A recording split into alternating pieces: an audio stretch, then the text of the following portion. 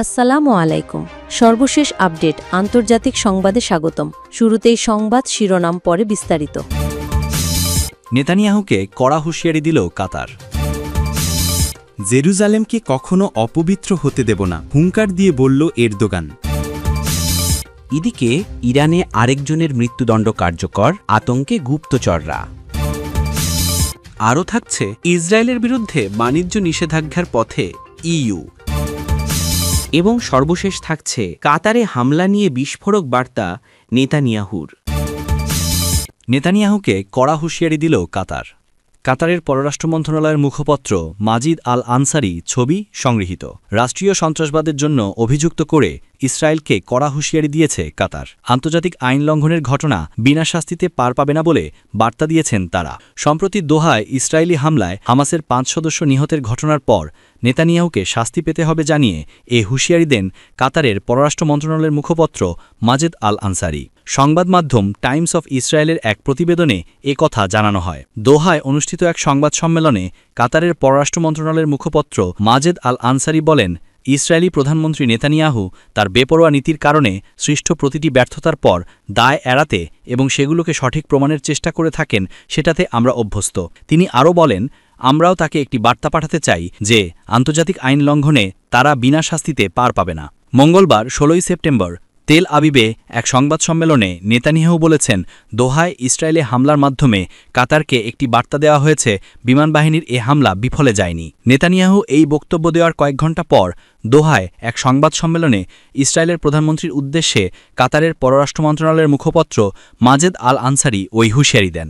গাজায় যুদ্ধবিরতি চুক্তিতে পৌঁছানোর জন্য কাতারের মধ্যস্থতা সম্পর্কে আনসারি জানান, ইসরায়েলের প্রধানমন্ত্রী হামাসের সঙ্গে আলোচনা করা প্রত্যেককে হত্যা করতে এবং মধ্যস্থতাকারী রাষ্ট্রে বোমা হামলা চালাতে চান, যেটি মোটেও যুক্তিসঙ্গত মনে হচ্ছে না।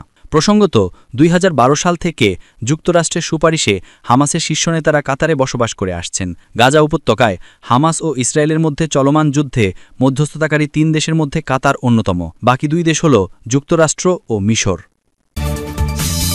জেরুজালেমকে কখনো অপবিত্র হতে দেব না, হুঙ্কার দিয়ে বলল এরদোগান। তুরস্কের প্রেসিডেন্ট রিসেপ তাইয়েপ এরদোগান বলেছেন, আমরা জেরুজালেমকে কখনো অপবিত্র হতে দেব না, যদিও জানি হিটলারের ভক্তদের ক্ষোভ কখনো মুছে যাবে না।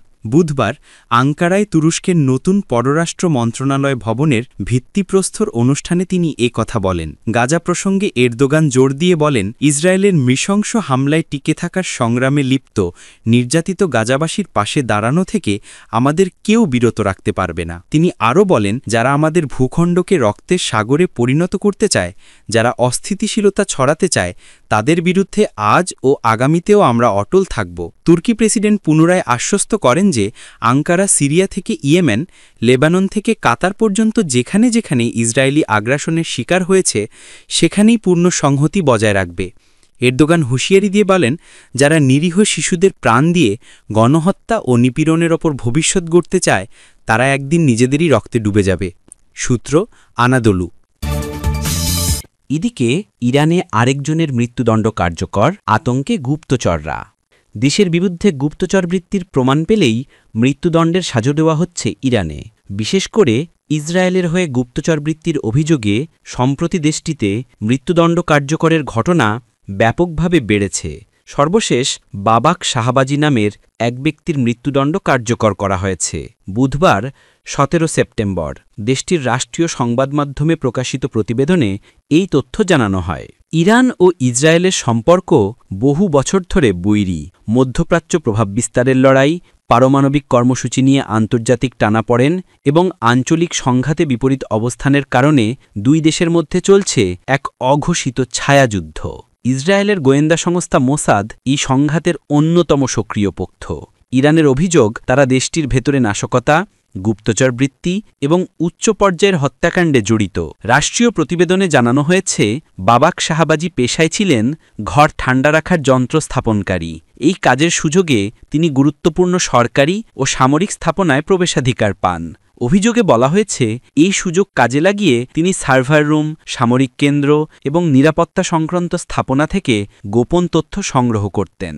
প্রতিবেদনে আরও বলা হয়, 2022 সালের শুরু থেকে বাবাক শাহবাজি একসঙ্গে কাজ করছিলেন আরেক অভিযুক্ত ইসমাইল ফেকরির সঙ্গে।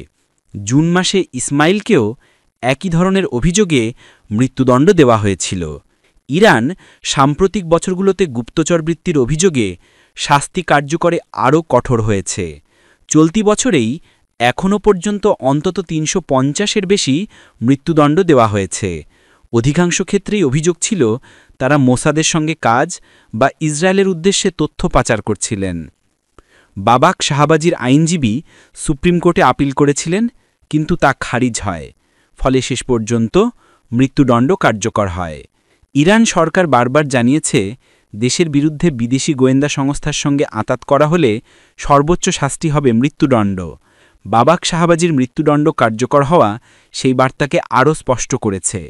বিশ্লেষকরা বলছেন, এটি শুধু একজন অভিযুক্তের শাস্তি নয়, বরং সম্ভাব্য গুপ্তচরদের উদ্দেশ্যে কঠোর সতর্কবার্তা।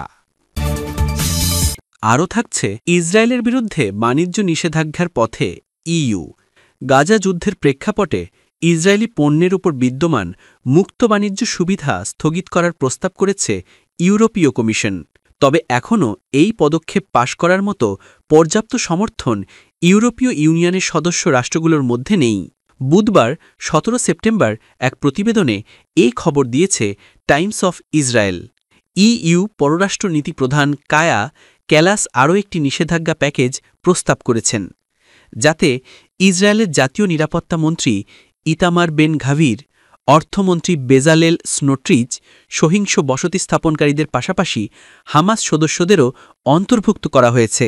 ক্যালাস বলেন, আমি খুব স্পষ্ট করে বলতে চাই, এর লক্ষ্য ইসরায়েলকে শাস্তি দেওয়া নয়। লক্ষ্য হচ্ছে গাজার মানবিক পরিস্থিতির উন্নতি ঘটানো। যুদ্ধের অবসান ঘটাতে হবে, কষ্ট থামাতে হবে এবং সব জিম্মিকে মুক্তি দিতে হবে। ইউরোপীয় ইউনিয়ন ইসরায়েলের সবচেয়ে বড় বাণিজ্য অংশীদার।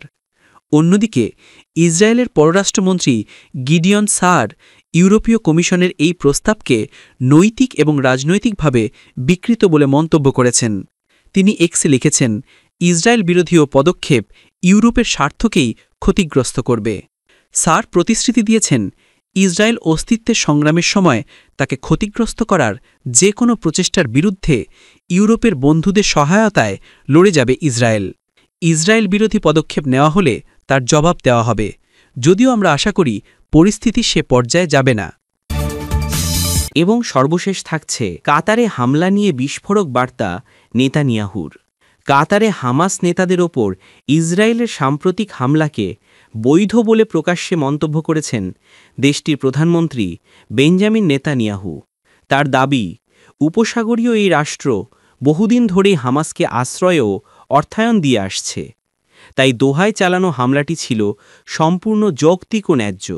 মঙ্গলবার ১৬ সেপ্টেম্বর জেরুজালেমে এক সংবাদ সম্মেলনে নেতানিয়াহু বলেন, কাতারের সঙ্গে হামাসের সম্পর্ক সুস্পষ্ট। তারা শুধু আশ্রয় দেয় না, নিয়মিত অর্থায়নও করে। এই বাস্তবতা থেকেই দোহায় আমাদের পদক্ষেপ গ্রহণ করা হয়েছে। গত সপ্তাহে দোহায় হামাস নেতাদের বৈঠকে ইসরায়েলের ওই ক্ষেপণাস্ত্র হামলা উপসাগরীয় অঞ্চলে চলমান উত্তেজনায় এক নতুন মাত্রা যোগ করে। এটি ছিল কাতারে ইসরায়েলের প্রথম প্রত্যক্ষ হামলা। তীব্র বিস্ফোরণে ৬ জন নিহত হলেও লক্ষ্যবস্তু হামাসের শীর্ষ নেতারা প্রাণে রক্ষা পান। এ ঘটনায় আঞ্চলিক রাজনীতিতে জটিলতা আরও ঘনীভূত হয়েছে, কারণ হামাস ও ইসরায়েলের মধ্যে যুদ্ধবিরতি আলোচনা এবং জিম্মি মুক্তির মতো গুরুত্বপূর্ণ ইস্যুতে কাতার দীর্ঘদিন ধরে মধ্যস্থকারীর ভূমিকা পালন করে আসছে।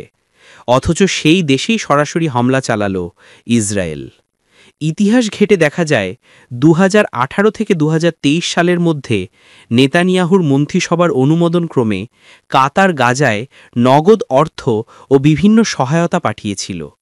তখন বিষয়টি খোলাখুলি স্বীকৃতি পেলেও এখন একই অভিযোগকে সামনে টেনে নেতানিয়াহু হামলার সাফাই দিচ্ছেন।